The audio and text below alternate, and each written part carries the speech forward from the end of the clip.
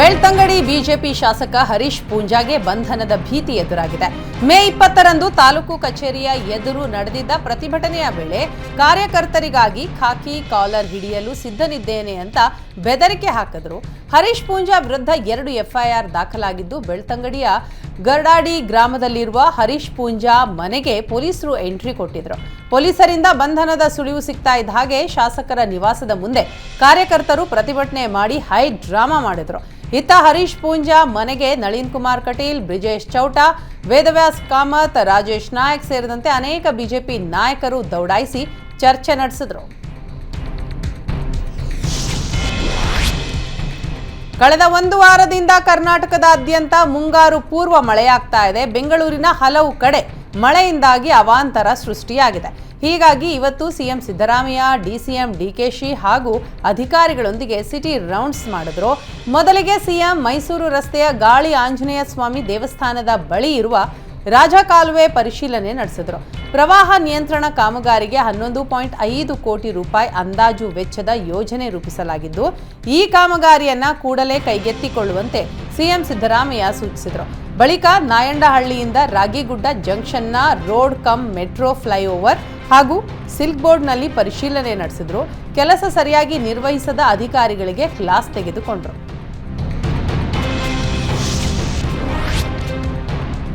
ಮೈಸೂರು ಜಿಲ್ಲೆಯಲ್ಲಿ ಧಾರಾಕಾರ ಮಳೆಗೆ ಹಲವೆಡೆ ಬೆಳೆಗಳು ನಾಶವಾಗಿವೆ. ಹೀಗಾಗಿ ಮಾಜಿ ಸಿಎಂ ಎಚ್.ಡಿ. ಕುಮಾರಸ್ವಾಮಿ ನೆರೆ ಪೀಡಿತ ಪ್ರದೇಶಗಳಿಗೆ ಭೇಟಿ ಕೊಟ್ಟಿದ್ದಾರೆ. ಗೋರಹಳ್ಳಿ ಗ್ರಾಮದಲ್ಲಿ ತಂಬಾಕು ಬೆಳೆ ಮಳೆಗೆ ನಾಶವಾಗಿತ್ತು. ರೈತ ಮಹಿಳೆ ಶಿಲ್ಪಾಗೆ ಸ್ಥಳದಲ್ಲೇ ಕುಮಾರಸ್ವಾಮಿ 50,000 ಧನ ಸಹಾಯ ಮಾಡಿದ್ರು. ಬಳಿಕ ಮಾತನಾಡಿದ ಅವರು, ಕಾಂಗ್ರೆಸ್ ಸರ್ಕಾರ ಬರವನ್ನೂ ಸರಿಯಾಗಿ ನಿರ್ವಹಣೆ ಮಾಡಿಲ್ಲ. ಈಗ ಮಳೆ ಹಾನಿ ಪ್ರದೇಶಕ್ಕೂ ಒಬ್ಬನೇ ಒಬ್ಬ ಸಚಿವ ಹೋಗಿಲ್ಲ. ಸರ್ಕಾರ ಕೂಡಲೇ ಅಧಿಕಾರಿಗಳಿಗೆ ಚುರುಕು ಮುಟ್ಟಿಸಬೇಕು ಅಂತ ಹೇಳಿದರು.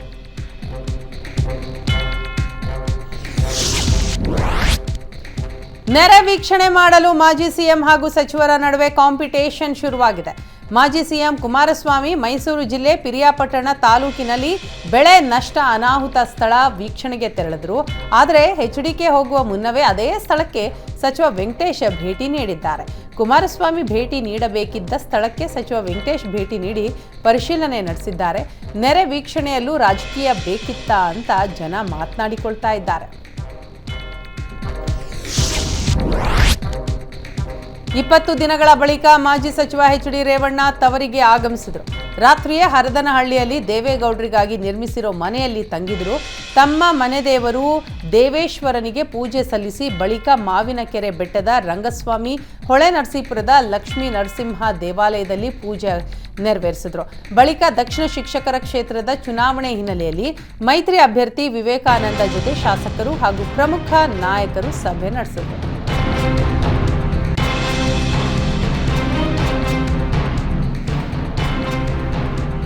ದಾವಣಗೆರೆ ವಿನೋಬಾನಗರದಲ್ಲಿ ಒಂದೇ ಕುಟುಂಬದ 3 ನಾಪತ್ತೆಯಾಗಿದ್ದಾರೆ.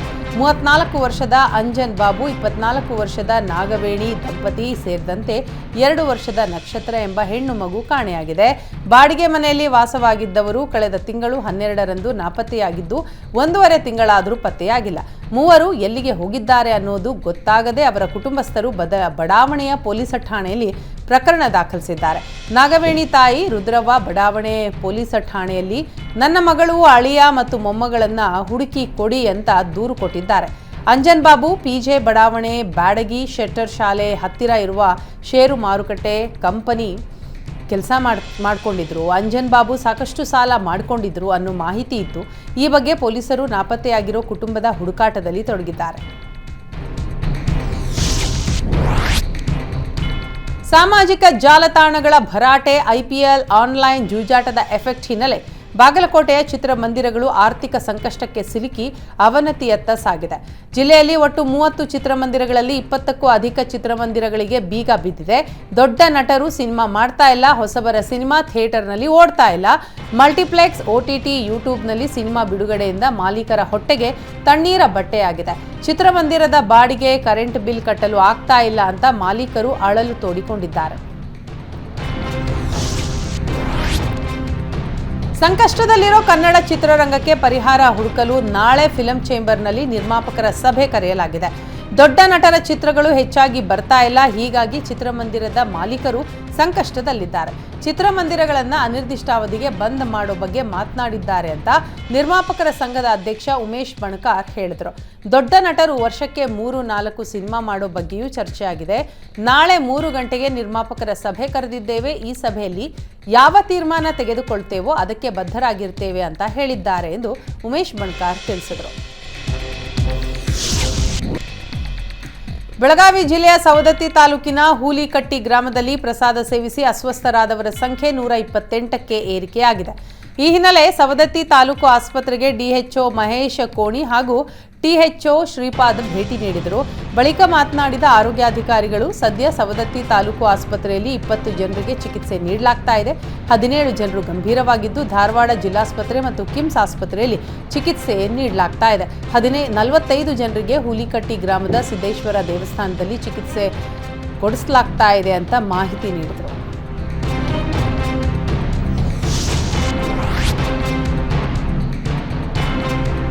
ಸಿಎಂ ಪ್ರತಿನಿಧಿಸುವ ವರುಣಾ ಕ್ಷೇತ್ರದಲ್ಲೂ ವಾಂತಿ ಭೇದಿಯಿಂದ ಹಲವರು ಆಸ್ಪತ್ರೆಗೆ ದಾಖಲಾಗಿದ್ದು ಚಿಕಿತ್ಸೆ ಮುಂದುವರೆದಿದೆ. ತಗಡೂರು ಗ್ರಾಮದಲ್ಲಿ ಕಲುಷಿತ ನೀರು ಸೇವನೆಯಿಂದ 94 ಮಂದಿ ಅಸ್ವಸ್ಥರಾಗಿದ್ದು 3 ಕಾಲರಾ ರೋಗ ಪತ್ತೆಯಾಗಿದೆ.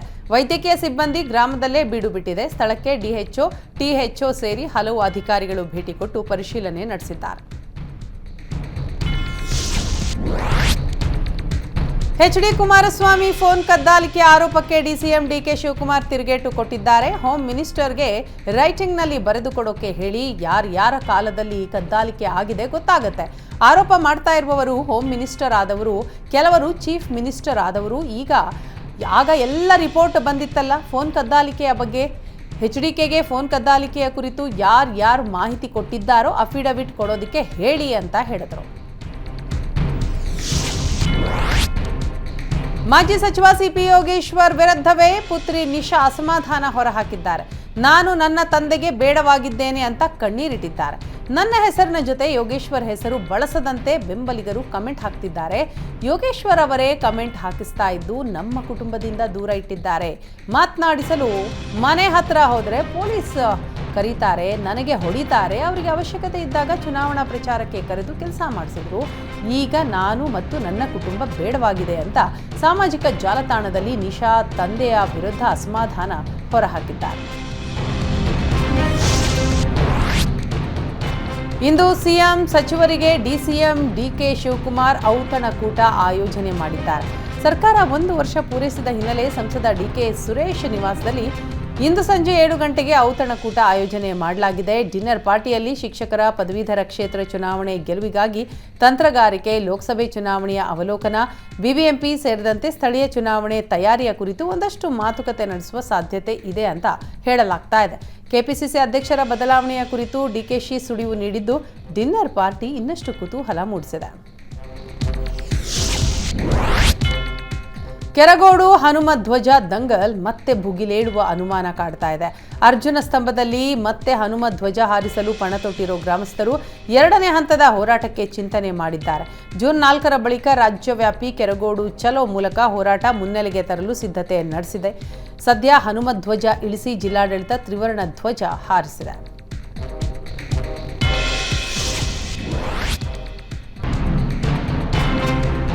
HSRP ನಂಬರ್ ಪ್ಲೇಟ್ ಅಳವಡಿಕೆ ಮಾಡದವರಿಗೆ ಮತ್ತೆ ಬಿಗ್ ರಿಲೀಫ್ ಸಿಕ್ಕಿದೆ.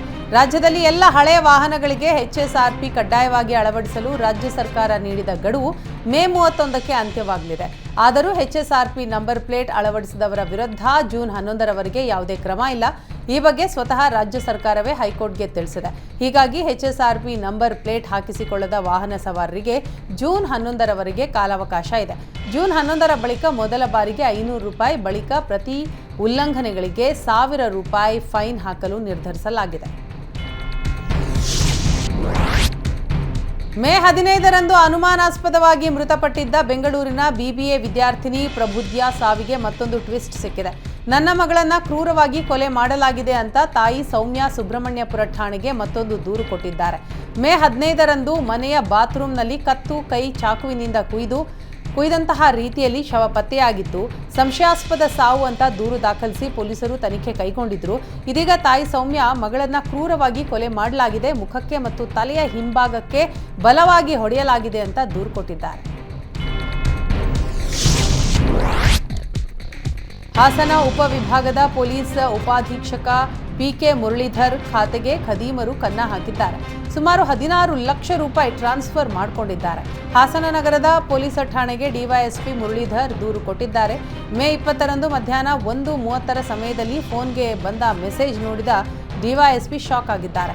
ತಮ್ಮ ಬ್ಯಾಂಕ್ ಖಾತೆಯಿಂದ ಬೇರೆ ಬೇರೆ ಖಾತೆಗಳಿಗೆ ಹಣ ವರ್ಗಾವಣೆ ಆಗಿರೋದು ಬೆಳಕಿಗೆ ಬಂದಿದೆ.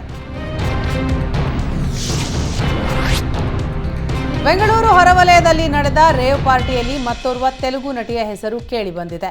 ಪಾರ್ಟಿಯಲ್ಲಿದ್ದ ತೆಲುಗಿನ ನಟಿ ಆಶಿ ರಾಯ್, ನಾನು ಪಾರ್ಟಿಯಲ್ಲಿ ಇದ್ದೆ, ಅದೊಂದು ಬರ್ತ್ಡೇ ಪಾರ್ಟಿ ಆಗಿತ್ತು, ಒಳಗೆ ಏನು ನಡೀತಾ ಇತ್ತು ಅಂತ ನನಗೆ ಗೊತ್ತಿರಲಿಲ್ಲ ಎಂದು ವಿಡಿಯೋ ಮಾಡಿದ್ದಾರೆ. ಉದ್ಯಮದಲ್ಲಿ ಕಷ್ಟಪಟ್ಟು ಬೆಳೆದಿದ್ದೇನೆ, ದಯವಿಟ್ಟು ನನ್ನ ಬೆಂಬಲಿಸಿ ಅಂತ ಹೇಳ್ಕೊಂಡಿದ್ದಾರೆ. ಸದ್ಯ ಆಶಿ ರಾಯ್ ವಿಚಾರಣೆ ನಡೆಸಿರುವ ಪೊಲೀಸರು ರಕ್ತದ ಮಾದರಿ ಪಡೆದು ಬಿಟ್ಟು ಕಳುಹಿಸಿದ್ದಾರೆ. ಕರ್ನಾಟಕ ಗೃಹ ಮಂಡಳಿಯಿಂದಲೇ ಸೂಕ್ಷ್ಮ ಪರಿಸರ ವಲಯವಾದರೂ ಬೆಟ್ಟಗಳನ್ನು ಕೊರೆದು ಲೇಔಟ್ ನಿರ್ಮಾಣ ಮಾಡಲಾಗ್ತಾ ಇದೆಯಾ ಅನ್ನೋ ಅನುಮಾನ ಮೂಡಿದೆ. ಕೊಡಗಿನ ಕೆ ನಿಡುಗಣೆ ಗ್ರಾಮ ಪಂಚಾಯಿತಿ ವ್ಯಾಪ್ತಿಯಲ್ಲಿ ನೂರಾರು ಮರಗಳನ್ನು ಕಡಿದು 102 ಎಕರೆ ಪ್ರದೇಶದಲ್ಲಿ ಲೇಔಟ್ ಮಾಡಲಾಗ್ತಾ ಇದೆ. ಖಾಸಗಿ ಕಾಫಿ ತೋಟಗಳ ಖರೀದಿಸಿ ಬೆಟ್ಟಗಳ ಸಮತಟ್ಟು ಮಾಡಿ ಬಡಾವಣೆ ನಿರ್ಮಾಣಕ್ಕೆ ಮುಂದಾಗಿದೆ. ಈ ಕುರಿತು ಪೊಲೀಸ್ ಗೃಹ ಮಂಡಳಿ ಮತ್ತು ಜಿಲ್ಲಾಧಿಕಾರಿಗಳಿಗೂ ಪಂಚಾಯಿತಿ ದೂರು ನೀಡಿದರೂ ಸಮರ್ಪಕ ಉತ್ತರ ಸಿಕ್ಕಿಲ್ಲ. 2018ರಿಂದ ಕೊಡಗಿನಲ್ಲಿ ನಿರಂತರ ಭೂಕುಸಿತ ಪ್ರವಾಹ ಆಗ್ತಾ ಇದೆ. ಆದರೂ ಎಚ್ಚೆತ್ತುಕೊಳ್ಳದ ಕೊಡಗಿನ ಅಧಿಕಾರಿಗಳು ಬೆಟ್ಟದಲ್ಲಿ ಭೂಮಿ ಪರಿವರ್ತಿಸಿ ಬಡಾವಣೆ ನಿರ್ಮಾಣಕ್ಕೆ ಮುಂದಾಗಿರೋ ಆರೋಪ ಕೇಳಿಬರ್ತಾ ಇದೆ.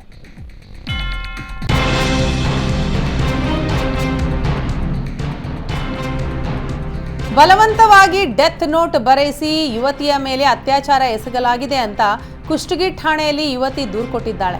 ಎಲೆಕ್ಟ್ರಿಕಲ್ ಅಂಗಡಿಗೆ ಕೆಲಸಕ್ಕೆ ಬರ್ತಾ ಇದ್ದ ಯುವತಿಯನ್ನ ಮಾಲೀಕ ವೀರೇಶ್ ನಾಯ್ಕ ಅತ್ಯಾಚಾರ ಮಾಡಿದ್ದ, ಇತ್ತೀಚೆಗೆ ಕೆಲಸಕ್ಕೆ ಬರಲ್ಲ ಅಂತ ಹೇಳಿದ್ದಾಳೆ. ಈ ವೇಳೆ ನನ್ನ ಸಾವಿಗೆ ನಾನೇ ಕಾರಣ ಅಂತ ಹೆದರಿಸಿ ಡೆತ್ ನೋಟ್ ಬರೆಸಿಕೊಂಡು ವಿಡಿಯೋ ಮಾಡಿಕೊಂಡಿದ್ದಾನೆ ಅಂತ ಯುವತಿ ಆರೋಪಿಸಿದ್ದಾಳೆ. ಅಲ್ಲದೆ ಆರೋಪಿ ಯುವತಿಯ ಮನೆಯ ಮುಂದೆ ಹೋಗಿ ಗಲಾಟೆ ಮಾಡಿ ಅವಾಚ್ಯ ಶಬ್ದಗಳಿಂದ ನಿಂದಿಸಿದ್ದಾನೆ ಅಂತ ಕುಷ್ಟಗಿ ಪೊಲೀಸ್ ಠಾಣೆಯಲ್ಲಿ ದೂರು ದಾಖಲಿಸಲಾಗಿದೆ. ಚಿಕ್ಕಮಗಳೂರಿನ ಕೊಟ್ಟಿಗೆಹಾರದ ಆಜಾದ್ ನಗರ ಹಾಗೂ ತುರುವೆಯಲ್ಲಿ ಒಂಟಿ ಸಲಗ ರೌಂಡ್ಸ್ ಹಾಕಿದ ದೃಶ್ಯ ಸಿಸಿಟಿವಿಯಲ್ಲಿ ಸೆರೆಯಾಗಿದೆ. ಕಾಡಾನೆ ಓಡಾಟ ಸ್ಥಳೀಯರಲ್ಲಿ ಆತಂಕ ಮೂಡಿಸಿದೆ. ಬಾಳೂರು ಮೀಸಲು ಅರಣ್ಯ ವ್ಯಾಪ್ತಿಯ ಸಮೀಪ ಇರುವ ಗ್ರಾಮದಲ್ಲಿ ಸಂಚಾರ ಹೆಚ್ಚಾಗಿದ್ದು ಕಾಡಾನೆ ಓಡಿಸುವಂತೆ ಸ್ಥಳೀಯರು ಮನವಿ ಮಾಡಿಕೊಂಡಿದ್ದಾರೆ.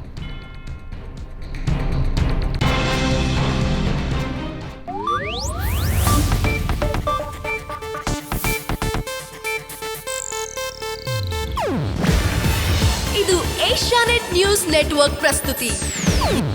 ನೀವು ನೋಡ್ತಿದ್ದೀರಾ ಏಷ್ಯಾನೆಟ್ ಸುವರ್ಣ ನ್ಯೂಸ್.